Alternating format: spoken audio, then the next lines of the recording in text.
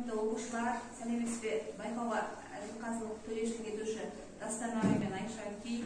Енді бүгін біз Абайдың 75 жылдық мерейтойы қарсаңында Абайды оқы таңырқа атты интеллектуалды ойын бастағалы отырмыз. Интеллектуалды ойынға 10 сынып оқушылары қатысып отыр. Интеллектуалды ойынның мақсаты ол ақынның шығармаларын жаттау, ақын өлеңдердің тәрбиелік мәнін ұғыну болып табылады. Мәнерлі сөйлеуге дағдыландыру болып табылады. Міндеттері ойлау, шығармашылық қабілеттерін дамыту. Балалар енді өздерің білесіздер, Абай Құнанбайұлы қай жылы дүниеге келді? Қай жерде? Дұрыс айтасыңдар. Енді Абайдың Семей қаласындағы Абай атындағы музей ең алдымен Абайдың өмірбаяны туралы. Бұл жерде Абай ұлы Мағауинмен бірге түскен.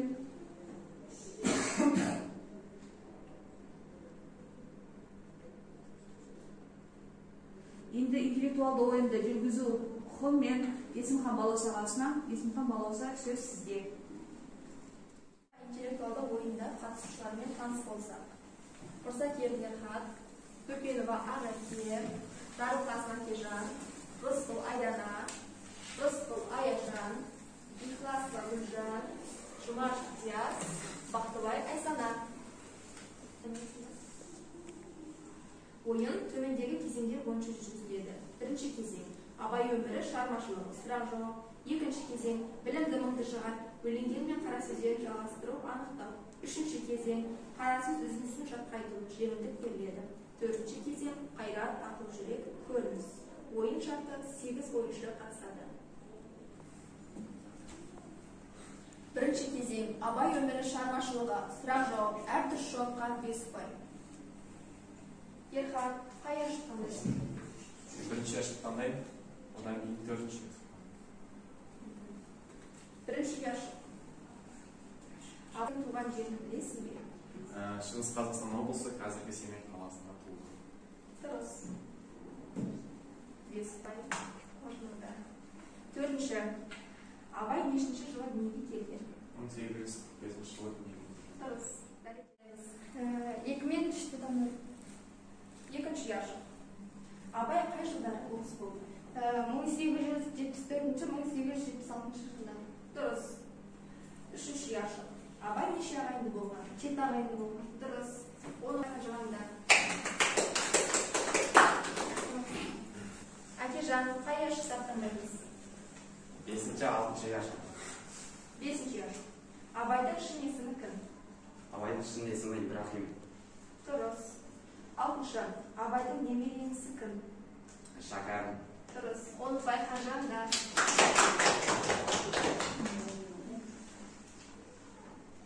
Айдана, яшық таңдаймыз? 11 және 18 яшықтан. 11 яшық. Абай ақыл парасатты дәріптеп, ғылым мен ағарту идеяларын қай өлеңде насихаттайды? Ғылым таппай мақтанбау өлеңде. Қай яшық? 18 яшық. 18 яшық. Абайдың шығармаларын өзге тілге аударылды ма? Қандай тілдерде? Араб және парсы тілдерінде. Дұрыс. 10 ұпай парсы.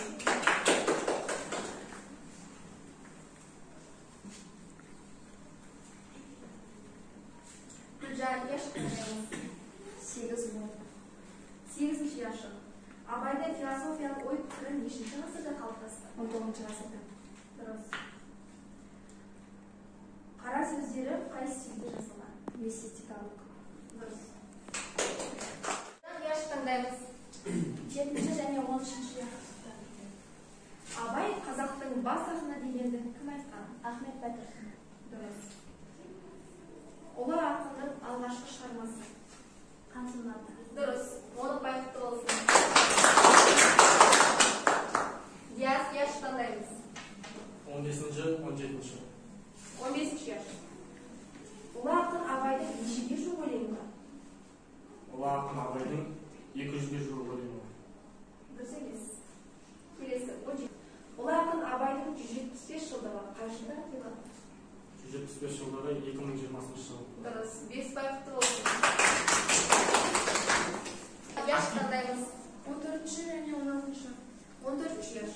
Абайдың поэмаларын атам. Масғұт әзім әңгімесі және таппадым келесі.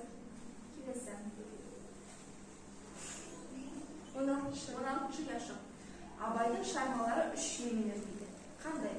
Біріншісі ол өз жанынан шығаратын өлеңдер, екіншісі өзінің қара сөздері және үшіншісі өзге тілдерден аударылатын өлеңдер. Бесбай Қажанға. Екінші кезең Ерхат. Саған өлең жолдар беріледі, жағасын табу керексің. Жұмысы жоқтық, тамағы тоқтық. Жұмысы жоқтық, тамағы тоқтық, аздырақ адам баласы. Тамаша, оны яш таңдаймыз. 14 және 16. 14 яш. Абайдың поэмаларын атам. Масғұт әзім әңгімесі және таппадым келесі.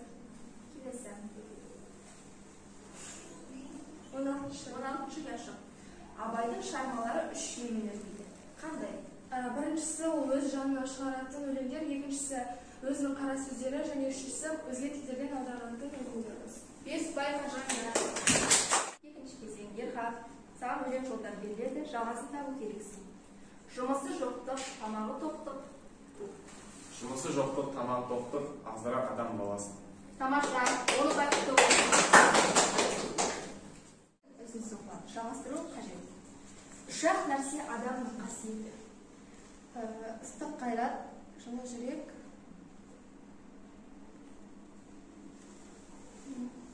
Өкінішке орай ағакеге қапай болмақ. Келесі. Әкежан. Өлең жолдар оқылады, жағасын табуымыз қажет. Ғаламды іздеп, дүниені көздеп. Екі жаққа үмілдім. Тамаша. Айдана. Өлең жолдар оқылады, мұқият боламыз. Қайратсыз ашық тұл, тұрлаусыз ашық тұл. Қайратсыз ашылтыл, тұрлаусыз ғашықтыл, шәкіртсіз ғалым. Тамаша, олғап тұл. Гүлжан. Кетінші. Мұқият боламыз. Әуелде бір суықмыз, ақыл зерім. Жылатқан тұла бойда ақыл жүрек. Тамаша, олғап тұл. Айжан. Досы жоқпен сырлас. Досы жоқпен сырлас, досы көппен сырлас. Тамаша, олғап келесі. Өмірдің алды ыстық, арты суық. Өмірдің алды ыстық, алды ойын, артқы жағынуға тиін. Тамаша, олғап тұл. Айсана. Ақылмен ойлап білген сөз, бойынан шықпай сырғаны. ынталы жүрек сезген сөз, бір тамырда қуанды. Оны бақытты болсын. Қорытындысы бойынша ең жоғары балл жинаған оқушылар. Мырзакелін Ерхат, Рысқұл Айдана, Рысқұл Аяжан, Жұмаш Диас. Енді осы ойыншыларға үшінші кезең сұрақтар оқылады. Мұқият боламыз. Ерхат. Рысқұл Аяжан, Жұмаш Диас. Енді осы ойыншыларға үшінші кезең сұрақтар оқылады. Мұқият боламыз. Ерхат. Абайдың нешінші қара сөзінде ұшырасатын жанның тамағы деген күрделі философиялық ұғым бар. Оны Абай біздің санамыздан тыс өмір сүретін объективті дүниенің санада сөйленуі нәтижесінде пайда болатын ғылым, білімнің жинақталған қоры ретінде қарайды. Осы себептен де Абай құмарланып жиған қазынамызды көргісек келіп, бұл жанның тамағы еді деп қай қара сөзін айтып еді? Қателеспесем, 7-ші қара сөзін айтты. Тамаша, ол келесі. Рысқұл Айдана. Ақынның бүкіл шығармаларындағы негізгі біртұтас тақырыпта өзекті идея болған. Абайдың пікірінше ішкі рухани қазынамыздың толығуы тікелей өзіміздің қолымыздағы іс. Осы реттеуші пікір Абайдың нешінші қара сөзінде де қайталанады. Абайдың дүние танымы бойынша сананың, ақылдың пайда болуы күнделікті өмір тәжірибесі нәтижесінде ғана туындайтын табиғи құбылыс. Сондықтан да Абай адам ата-анадан туғанда есті болмайды, естіп көріп ұстап тартып ескермесетінеді, жақсы жаманды танитындағы сондайдағы көргені көп болған адам білімді болады деп нешінші қара сөзінде айтады. Менің ойымша бұл 19-шы қара сөзінде. Рахматым. Аяжан. Бұл жасқа келгенше жақсы өткіздік пе, жаман өткіздік пе, әйтеуір бірталай өмірімізді өткіздік. Алыстық, жұлыстық, айтыстық, таныстық, әурешілікті көре келдік. Енді жер ортасы жасқа келгенде қажыдық, жалықтық, қылып жүрген ісіміздің баянсызын, байлаусызын көрдік. Бәрін өткіздік. Ал енді қалаған өміріміз қайтып не қылып өткіземіз? Соның тағылына өзімде қайранмын. Нешінші қара сөзінде? Ол Абайдың бірінші қара сөзі.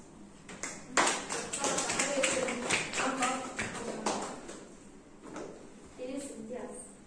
Қарапайым. Абайдың қара сөздері қандай стильде жазылған? Абайдың қара сөздері публицистикалық стильде жазылған. Тамаша, 17-ші қара сөзден көріңіз. Қайрат, ақыл, жүрек және автор. Ортаға 4 ойыншыны шақырамыз.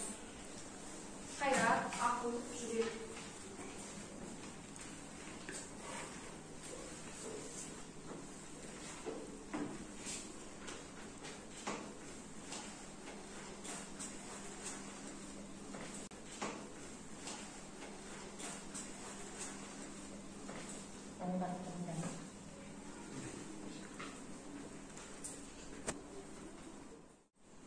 Ей ғылым, өзіңде білесің ғой, дүниеде еш нәрсе менсіз кәмелетке жетпейтұғынын.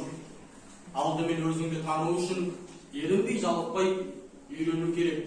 Ол менің ісім. Құдайға лайықты ғибадат қылып, ерінбей жалықпай орнына келтіру де менің ісім. Дүниеге лайық өнер, мал тауып, абырой мансапты еңбексіз табуға болмайды.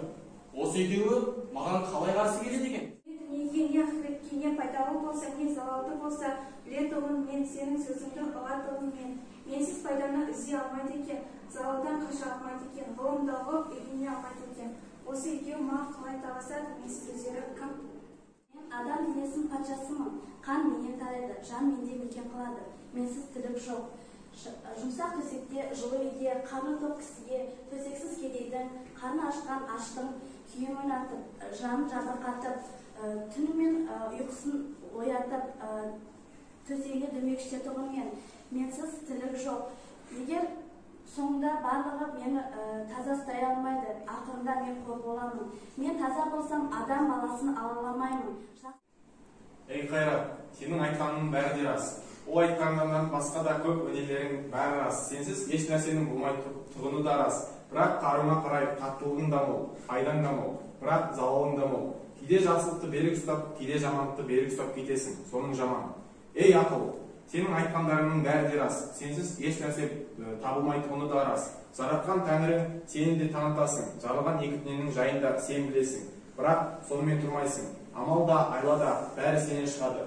Жақсының, жаманның екеуінің де сүйгені, сенгені сен. Екеуінің іздегенін тауып беріп жүрсің. Соның жаман. Сен үшеуінің басыңды қоспақ менің ісім.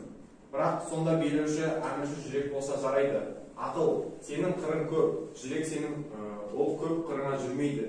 Жақсылық айтқаныңа жаны діні құмар болады. Көнбек түгіл қуанады. Жаманшылық айтқаныңа ермейді. Ермек түгіл жиіркеніп, үйден қуып шығарады. Қайрат, сенің қаруың көп, күшің мол, сенің де еркін жібермейді. Орынды іске күшіңді айытпайды. Орынсыз жерге қолыңды босатпайды. Осы үшеуің басыңды қос, бәрін де жүрекке билет. Осы үшеуің бір кісіде менің айтқандай табыласыңдар. Табанның топырағы көзге сүртерлік қасиетті адам сол. Үшеуің ала болсаң, мен жүректі жақтадым. Құдайшылық сонда қал сол. Үшеуің ала болсаң, мен жүректі жақтадым. Құдайшылық сонда қалпыңды таза сақта. Құдай тағала қалпыңды әрдайым қарайды деп кітаптың айтқаны осы. Таңға интеллектуалды ойыны өз мәресіне жетті. Ойын қорытындысы бойынша соңғы сөзді Әбілғазы Ақылға берейік. Тілеуқұлов Айшарки. Балаларына бүгінгі өтіп жатқан Абай Құнанбаевтың 175 жылдық мерейтойы қарсаңында өтіп жатқан іс-шараларының нәтижесі оңды деп есептеймін. Осы іс-шараның барысында қатысқан оқушыларға алғыс айтамын.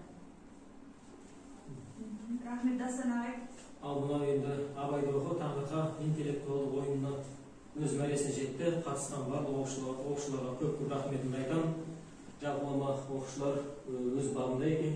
Жалпылама берілген сұрақтың бәріне қателеспей өте жақсы жауап берді. Жалпылама дана Абайымызға 175 жыл толып отыр. Абай өзінің артына болашақ ұрпаққа деген көптеген өшпестей мұра, мәңгілік мұра қалдырып кетті. Сондықтан біз Абайды құрметті оқушылар көп оқуымыз керек. Біз оны бір оқығаннан Абайды еш уақытта түсінбейміз.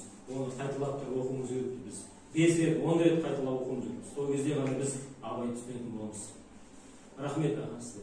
Сайыс өз мәресіне жетті. Бүгінгі интеллектуалды ойынымыз. Енді интеллектуалды ойынның қорытындысы бойынша марапаттау рәсімін әділ қазалқаларына береміз. Айша ки.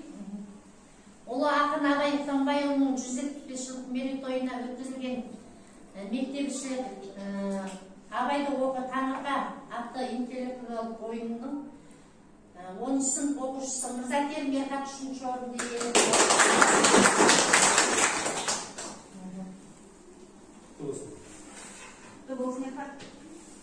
Және де осы мәтінмен 10 сынып оқушысы Рысқұл Айдана 3-ші орынды иеленді.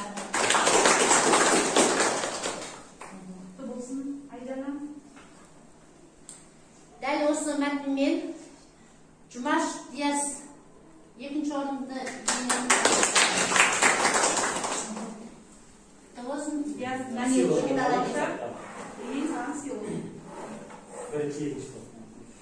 Енді осы мәтінмен 1-ші орынды иеленіп марапатталған Рысқұл Аяжан.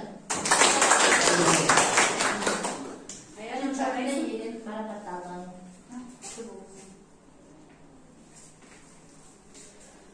Бүгінгі Абайды оқы таңырқа атты интеллектуалды ойынымыз өз мәресіне жетті. Барлық ойыншыларымыз марапатталды. Қатысқан оқушыларға мың алғыс айтамын.